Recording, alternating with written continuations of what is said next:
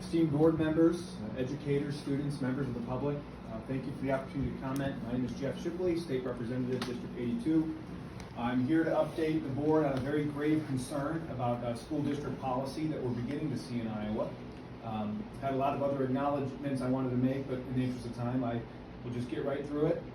The urgent concern that I think it would benefit this board and this community to address is school districts in Iowa, as a matter of policy, are deliberately concealing information from parents as it relates to their children's health and well-being.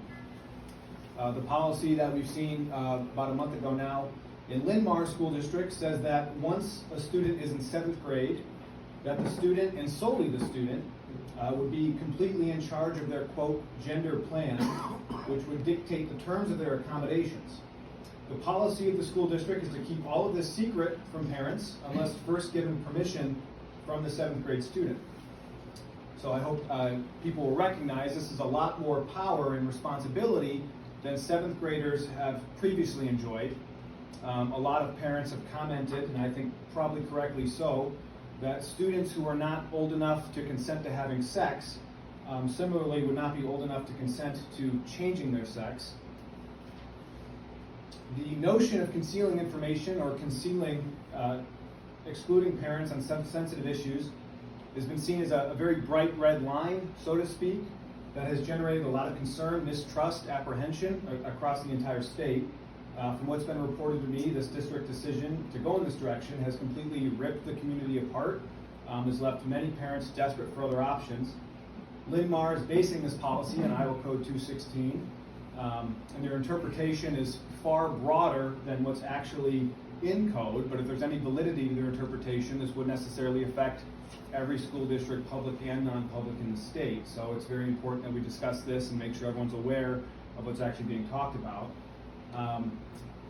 To wrap up, the kind of two shortcomings that I thought were very glaring to me when examining this policy is I don't understand how it could ever be considered healthy to have a student being one persona or identity at school and then a totally separate identity or persona at home.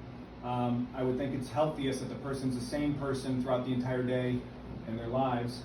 And then also, this has been said to support mental health of students, that these kids need this as mental health support. Nowhere in this policy does it ever mention a mental health evaluation at all. It's solely the student's discretion. So that is a pretty red flag that has people very concerned. The rhetoric has gotten very charged. Just wrapping up, but I think this is very important for the board to hear. People are accusing this as what they're calling grooming behavior.